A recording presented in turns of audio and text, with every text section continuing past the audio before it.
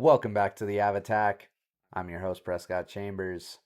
The Avalanche are just one win away from the Western Conference Finals in this game 4 of round 2 versus the Minnesota Wild. The Avs head into this one off a loss in game 3 where Wedgwood got pulled and they just did not look themselves.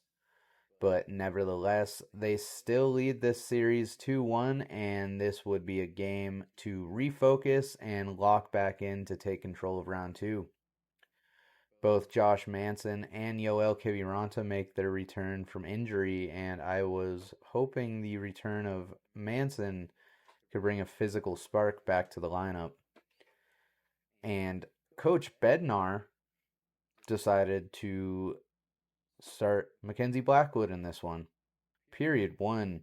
We get a little bit of a shoving match early, and at 48 seconds in, Ross Colton and Danila Yurov get matching roughing penalties, and we get a 4-on-4.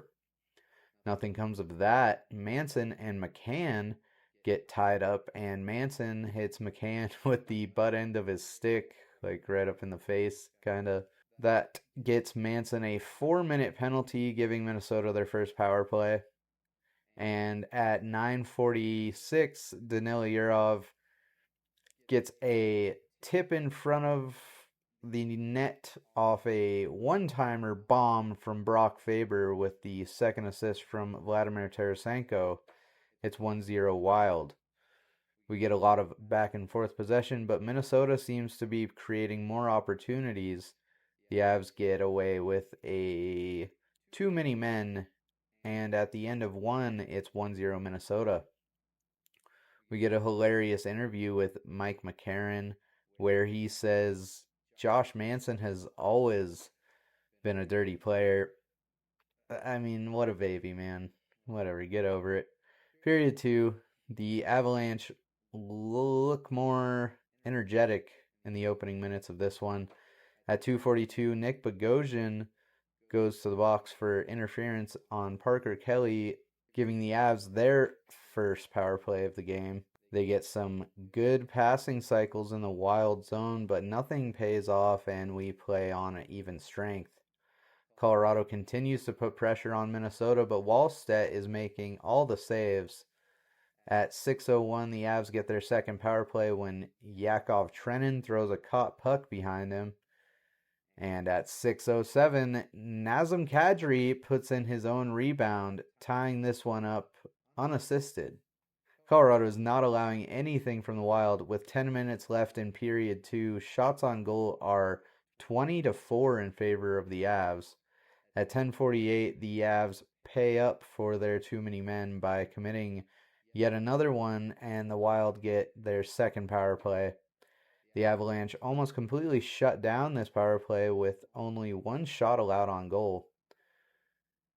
Minnesota starts to up the pressure, and at 15:39, Parker Kelly goes to the box for a cross check on Kaprizov, giving Minnesota their third power play. The Avs kill this one as well. Nathan MacKinnon takes a puck to the face as Taves tries to clear from in front of the Avs net, and he goes down bleeding pretty heavily out of his nose. They take him to get patched up in the back with just a minute left in the second, and after 2, we're tied at 1.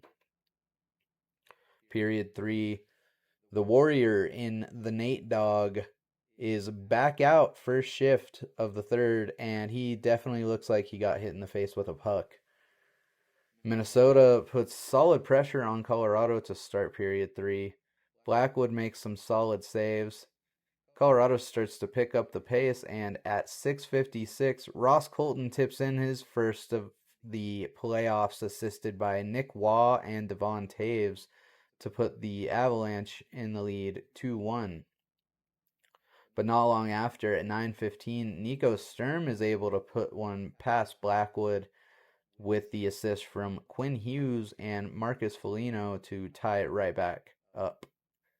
Then at 11:32, Parker Kelly gets his first career playoff goal off a mean one-timer with the assist from Jack Drury to put Colorado back on top 3-2. The Wild try their best to get another equalizer with just under a minute left. Wallstedt heads to the bench for the extra attacker, and at 19:27, the Nate Dog puts this one in the bag with the empty netter, assisted by Marty Natchez. Nelson sends one more down ice that finds the empty net with seconds left on the clock, and after 3 periods of playoff hockey, the final score for this game 4 of round 2 is 5-2 Avalanche. Overall, Colorado wasn't clicking for most of the first period, but once they got momentum, they could not be stopped. I had some doubts about Blackwood starting this one, but he proved me wrong. He may not have faced a huge amount of shots, but he made key saves in the moments that mattered and kept this team afloat. So that's all I can ask for. We won. This one gives the Avs a 3-1 lead on the series, headed back to Denver for Game 5, and I have no doubt they can close this one out at home. But I know Minnesota will be playing some desperate hockey, so it's going to be tough. Around the playoffs, the Ducks and the Golden Knights are tied 2-2. The Canadiens lead 2-1 against the Sabres, and the Canes are just waiting for them because they swept the Flyers and are headed to the Eastern Conference Finals. The next one of our series will be Wednesday, May 13th, and until then, as always, I'm your host, Prescott Chambers for the Av Attack.